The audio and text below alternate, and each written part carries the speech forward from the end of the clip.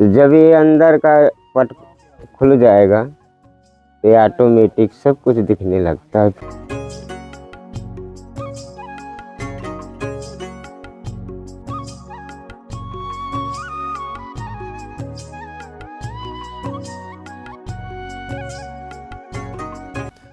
जो वैदिक काल में संतों जो जंगल में महात्माओं में ऐसे बांस की कुसा की कुटिया बनाकर रहते थे, वैसे ही महाराज जी ने पूरी कुटिया का निर्माण किया है।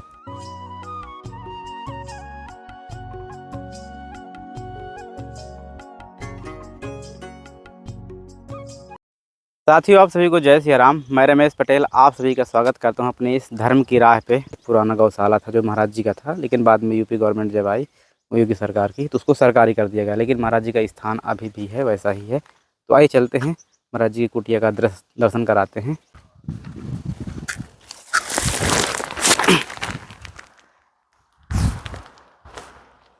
ये सामने दोस्तों जो आपको दिख रही जो ये महाराज जी की स्थान।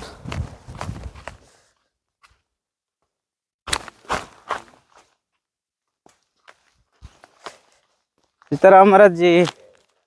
दोस्तों ये जो स्थान है ना, चित्रकूट के जब 84 कोस परिक्रमा चलती है तो उसके अंतर्गत आता है, और ये लगभग 25 से 30 किलोमीटर की दूरी पे पड़ता है।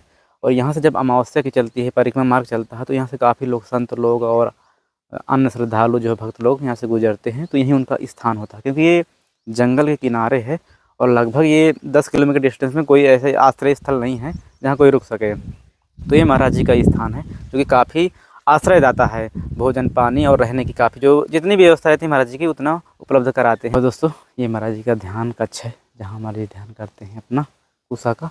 और वो यात्री प्रतीक्षालय है, जैसे मतलब कभी ज़्यादा यात्री आ गए तो वहाँ यात्री रुक जाते हैं। चारों तरफ से वृक्षारोपण महाराज जी ने कर रखा। कुटिया को बहुत ही सुंदर सजा रखे, जैसे कि आप लोग देख पा रहे हैं। और गौशाला है उसको भी हम आपको दिखाएंगे। महाराज जी एक सहारा बन जाता है जो यात्री यहाँ से गुजरते हैं। और अभी एक संत यहाँ से विचरण करते हुए जा रहे थे, पन्ना के थे, चित्रकूट होते हुए आए हैं। तो आइए चलते हैं, महाराज जी से कुछ वार्तालाप करते हैं और उनका आपको दर्शन कराते हैं। जय राम प्रभु। कल्याण। कहाँ से आना हुआ? हमारा ग्राम गुछारा से आए हैं, पन्ना जिला अपना। जी बच्चा। अच्छा, आपका शुभ नाम प्रभु? शुभ नाम है मेरा राम मंगन। राम मंगन। तो ये इस स्थान से यहाँ से गुजर रहे थे, कहाँ गए थे आप? हम गए थे चित्रकूट। चित्रकूट गए थे? चित्रकूट में गए थे। अच्छा, तो यहाँ से निकले तो देखे आश्रम? तो हाँ, आश्रम देखे तो अपना हम सोचे थोड़ी दरस बरस ले ले अपने भक्तों की। कैसा लगा आपको स्थान? बहुत अच्छा लगा साहब। आनंद ही आनंद है साहब। लेकिन ये जंगल किनारे बहुत ही अच्छे स्थान है। और महाराज जी थोड़ा अपने जीवन का जो चले आप परमात्मा के लिए, उसका थोड़ा सा वो अनुभव बताइए महाराज जी करीब, क्योंकि संतों से ही परमात्मा के करीब रास्ता जाता है जी। कैसा रहा महाराज जी, ये रास्ता कैसा है, क्या है ये तो साहेब जीवन में सत्यता में कहते हैं कि ब्रह्मा और विष्णु महेश जो आप खुद हैं सब कुछ। निर्गुण में कहते हैं कि आप खुद हैं सब कुछ साहेब, स्वयं है भगवान। कहती तू तो बंदे ढूंढे रे बनवा माँ, मैं तो तेरे तनवा माँ। हमने जीवन में अंत में फिर हमने त्याग दिया सब कुछ जब जान लिया। महाराज जी ये तो हमें मतलब कई लोग बताते भी हैं कि आप ही सब कुछ हैं, लेकिन ये महाराज जी अंदर से कहाँ हम देख पाते हैं कि हम क्या हैं? कैसे समझ में आता महाराज जी, अपने आप को कैसे जान पाए हम? अपने आप को जानने के लिए कहते हैं साहब एक अपना गुरु होता है जी।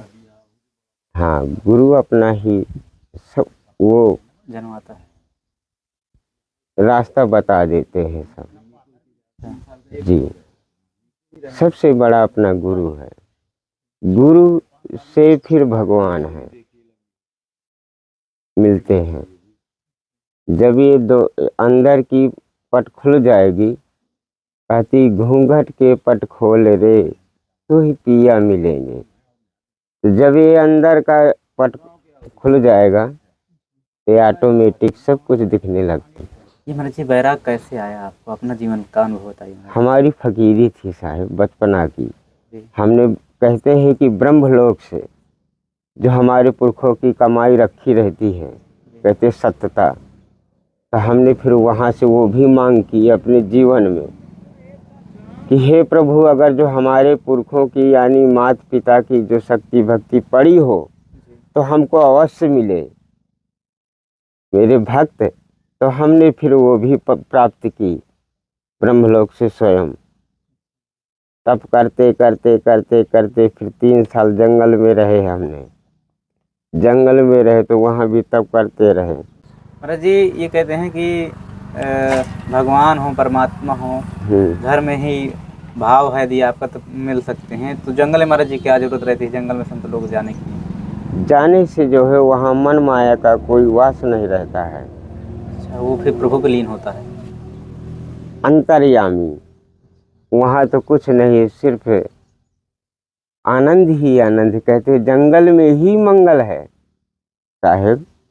जैसे ये हमारी भक्तों की संतों की कुटिया ये बनी हुई है, तो जितना इधर यहाँ आनंद है उतना वहाँ नहीं है साहेब। वहाँ मन माया का वास रहता है। दोस्तों ये महाराज जी का कुछ स्थान ऐसा है जो देख रहे हैं, और बजरंगबली यहाँ विराजमान है। और कुटिया महाराज जी के जो है ना साइड में कुटिया क्या कहें मंदिर बन रहा है, तो मंदिर का कार्य अभी अधूरा है। तो दोस्तों प्रभु की कृपा से मंदिर का कार्य जल्द से जल्द इसका कुछ प्रयास करेंगे, ये जल्दी काम होगा। क्योंकि 1 साल से दोस्तों हम आ रहे हैं, तो ऐसे ही महाराज जी का भी तो प्रयास था कि हनुमान जी थोड़ा सा इस वृक्ष के नीचे विराजमान है, तो इस मंदिर के अंदर चले जाते हैं और मंदिर को हम दिखा दें। मंदिर कुछ ऐसा बना हुआ है, छत भी पड़ गई है, ऊपर का गुंबद और छपाई इतना कुछ बचा है, नीचे के फर्श भी तो ज़्यादा कुछ नहीं है। अभी महाराज जी से हम जानने की कोशिश करेंगे कितना इसमें कैसा क्या क्या लगना है, तो इसका प्रयास रहेगा कि ये जल्दी से काम कंप्लीट हो जाए। क्योंकि दोस्तों ये जब 84 कोस की परिक्रमा गुजरती है तो यहीं से इसके दर्शन होते हैं, यहीं संत रुकते हैं। बहुत ही अच्छा स्थान है। अभी आप ड्रोन शॉट के माध्यम से भी देख पा रहे हैं कैसा स्थान है। और ये कुछ ऐसा, ऊपर की छत भी पड़ चुकी है, बस छपाई है और ऊपर का मेन गुंबद।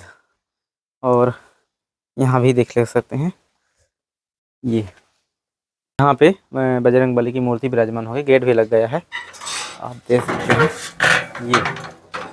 और ये वाला जो इसमें गुंबद बन रहा था, ये गुंबद के लिए खुला है, और इसके चारों तरफ का जो परिक्रमा मार्ग है वो बंद है, क्योंकि गुंबद को और ऊंचा ले जाना पड़ेगा अभी कम से कम 6-7 फुट, इसलिए इसको खोल रखे हैं महाराज जी।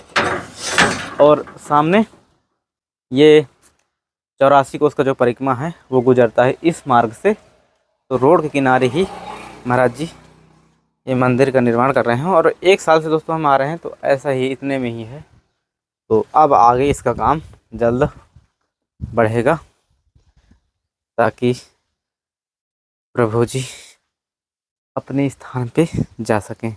और ये हवन मंडप है जो कि लकड़ियों का बना हुआ है, और महाराज जी का स्थान तो आप देख ही रहे हैं कितना खूबसूरत है। ये पूरा छप्पर का बना हुआ, जैसे अपने वैदिक काल में संतों की कुटिया हुआ करती थी, वैसे ही महाराज जी की कुटिया बनी हुई है। और ये पूरी स्थान है जो वैदिक काल में संतों जो जंगल में महात्माओं में ऐसे बांस की कुसा की कुटिया बना कर रहते थे, वैसे ही महाराज जी ने पूरी कुटिया का निर्माण किया है। और काम बस इतना है कि इस जो बजरंगबली हैं जल्द से जल्द अंदर मंदिर में प्रविष्ट होंगे, और यहाँ पे प्रभु जी विराजमान है। जय हो जी का ध्यान का अच्छा, जय हो।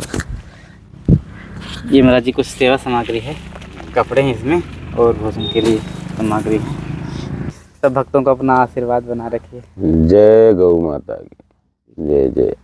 और समझ लगा भाई इसमें कितना खर्चा हो जाएगा? तो इसमें कम से कम 60-70 पास इतने में गुम्बद है, फिर हाँ ये सब, हाँ सब हो जाएगा।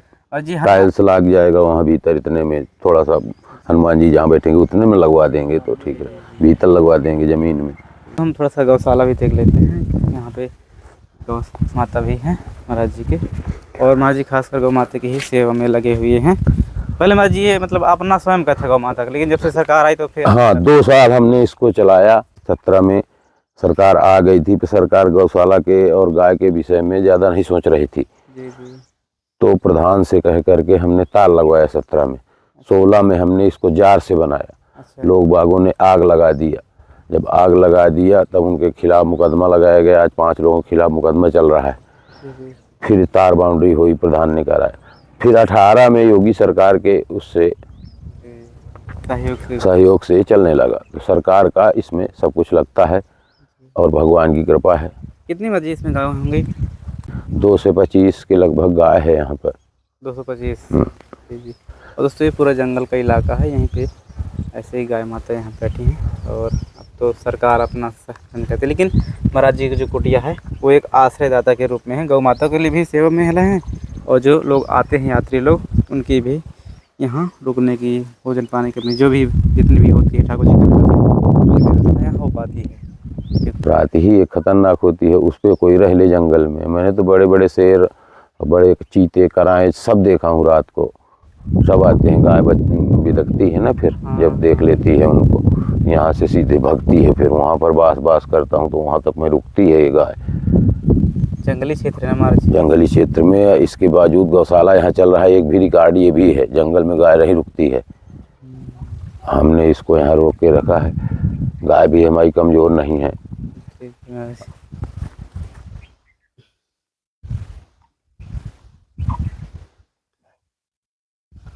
और दोस्तों पानी की व्यवस्था, ये सोलर है, सोलर लगा हुआ है। यहाँ से हैंडपम्प में मोटर पड़ी हुई है। ये पानी का व्यवस्था है दोस्तों, ये टैंक बना हुआ है। यहाँ गौ माता अपना पानी आराम से पीती रहती है। दोस्तों ये है महाराज जी का रसोई घर, यहीं पे भोजन प्रसादी बनाते हैं। कुछ बर्तन रखे हुए हैं और यहाँ पे भोजन प्रसादी बनती है। तो दोस्तों भी बन रही है प्रसादी, और आज प्रसादी में है ये मिक्स सब्जी, बैगन, आलू और सेम, टमाटर और टिक्कड़ बनेगी। तो दोस्तों ये संतों की प्रसादी भी अलग होती है, और जो हम आम तौर पे घर पे बनाते हैं उससे कई गुना स्वादिष्ट भी बनती है। कितना भी आप सिंपल तरीके से बनाएं, टेस्ट में कमी नहीं आती। महाराज जी भी सब्जी काट रहे हैं, अब ये हम सेम छील रहे हैं।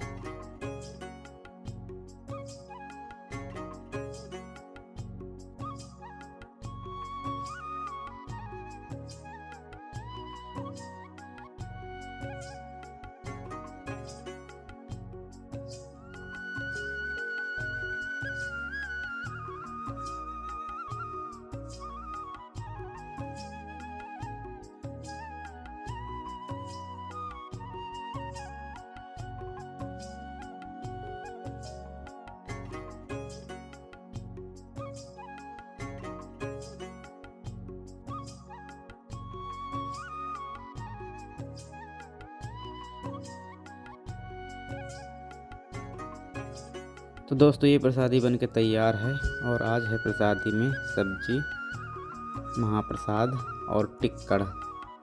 चलिए शुरू करते हैं प्रसादी।